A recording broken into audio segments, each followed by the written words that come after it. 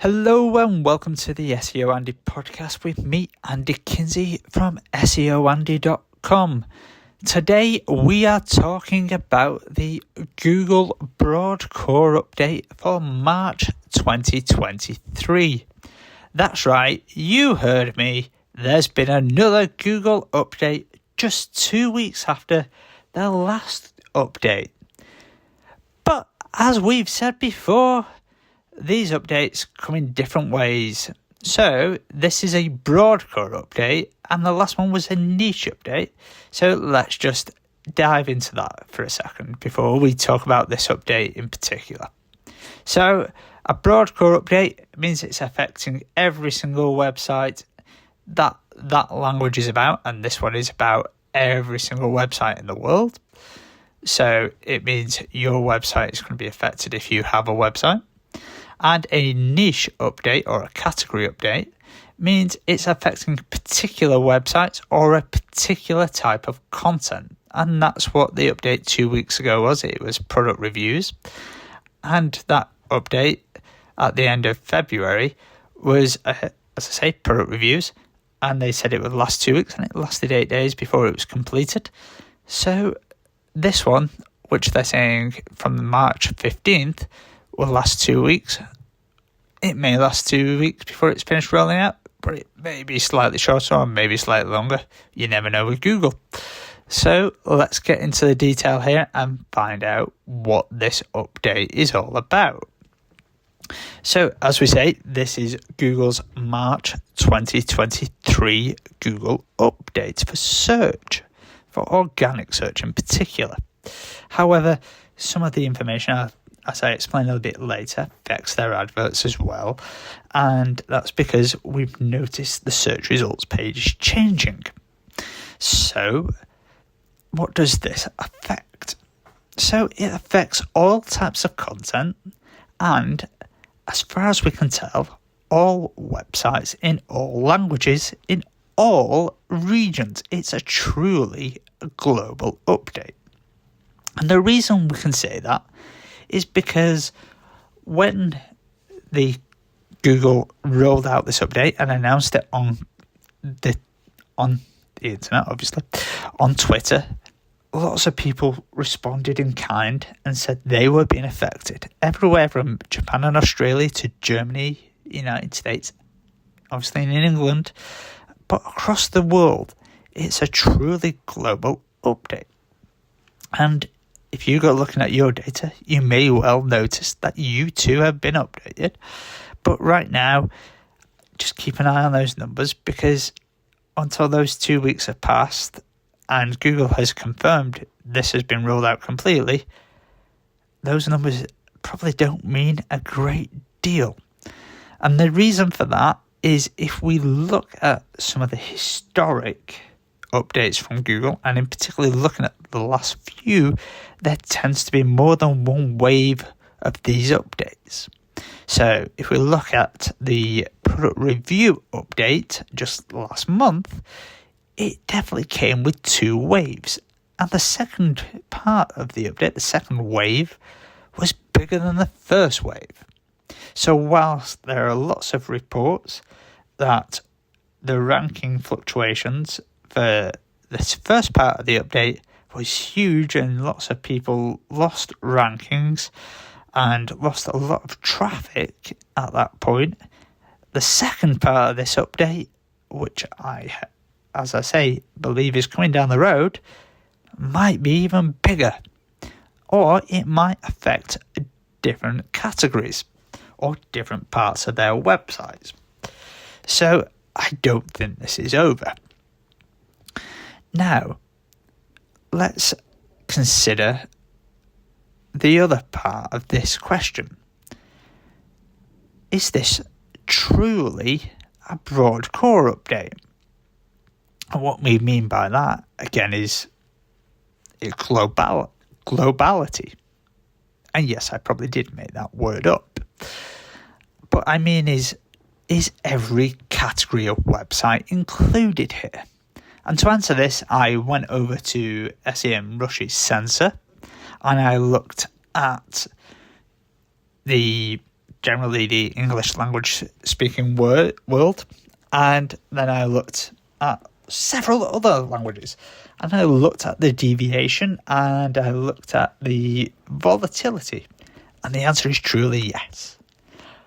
Other than, say, for one or two where the volatility is always high, such as news, it's really easy to tell that pretty much every category that is being monitored by SEMrush, which has millions and millions and millions of websites being monitored, this is truly a global update, and it's truly a broad core update. The biggest winners and losers in this are, so the biggest winners here, the categories wise, are things like computers. These also may be the biggest losers, incidentally. But computers, law and government, jobs, education, internet and technology, business, people, society, automotives. The biggest losers, as I say, these can be the same: computers, auto, business, internet and telecoms, shopping, jobs, games, hobbies and leisure, and beauty. The other big loser, and that's to do with averages, but the biggest volatility that we see compared to their baseline of where their normal or their low mark is in general was pets, people and society, games, and business and industry. And that is quite interesting because a lot of those start at a baseline of 1 or 2 as a normal, and this is out of 10, and reached 8.5, 9, and even above 9 as a volatility mark. And when you consider that we think there's going to be a second spike coming along for this update, if that is an initial mark and there's going to be an even higher mark here, this is quite interesting that those categories could see a significant increase on them. Now, the other thing that we have to look at here, as I alluded to earlier, is how the search engine results pages have been changing during this update, because we believe, or I believe I should say, Google has been updating the search results pages. And it's kind of evident when you look at, again, SEMrush's sensor around what happens in the top 20 results. So the likes of, and this changes by category, but the average, the bottom ads are increasing by 0.5 percentage point, and the top ads are decreasing by about 0.5 percentage point. It's not huge in itself, but it's kind of quite interesting.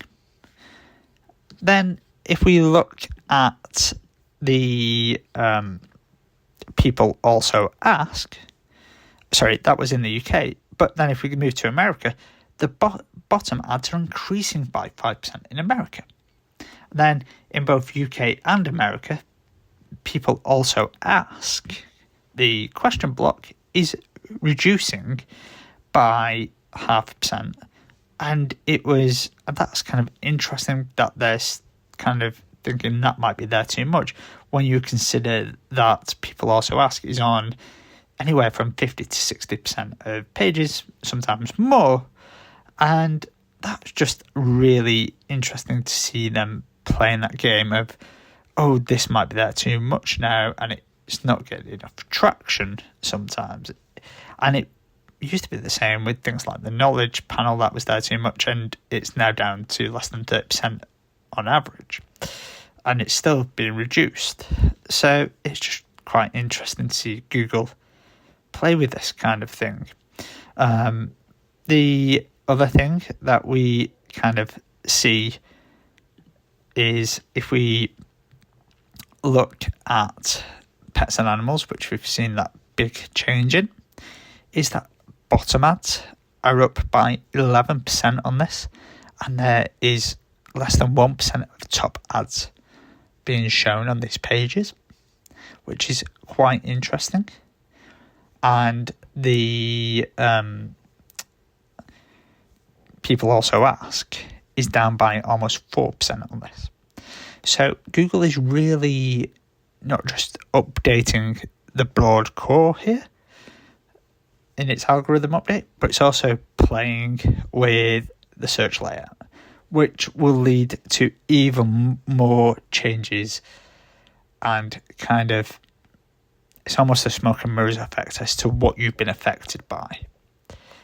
So have you been affected by the fact there is more stuff, say, in the knowledge graph, or people also ask, or in the carousels, or have you been affected by the true broad core update? It could be quite hard to discern that moving forward. Obviously, if there's more features on a search results page, then it gets more and more tricky to understand. And that's where, as with all things with an update, it's handy to speak to someone like myself or a search engine consultant in general and say, can you help me understand this data? And that will come at the end of next week, or as this update ends, as we can look at the data in full. And we understand that actually this update was to do with X, Y, or Z, and what the technical aspects of this update may or may not have been, and how they can apply to websites in general, because we can look at themes across websites. And that would be my advice in general with any of these updates, or if you think you've been affected by an update in the past, or even if you think you've been penalised in some way, is to reach out to a search engine consultant such as myself, or absolutely any consultant or agency, obviously, is reach out and have an initial conversation and just say, look, I think I've been hit by an update. I really need to have a conversation. I need to know what's happened. And they'll take a look at your data and they'll say, yep, you were hit by this specific update. Or they'll, like I do, run it through a system to see which updates affected you most and try and find a theme there. And quite often the theme I find is it's some technical stuff, and in general it's content stuff. And then you can build a picture of what you need to do as a strategy. And moving forward from that, you can build and move forward. If you've definitely been hit by a penalty, or as seems to be in the case with this update, it's trying to take out a lot of black hat websites, spammy websites.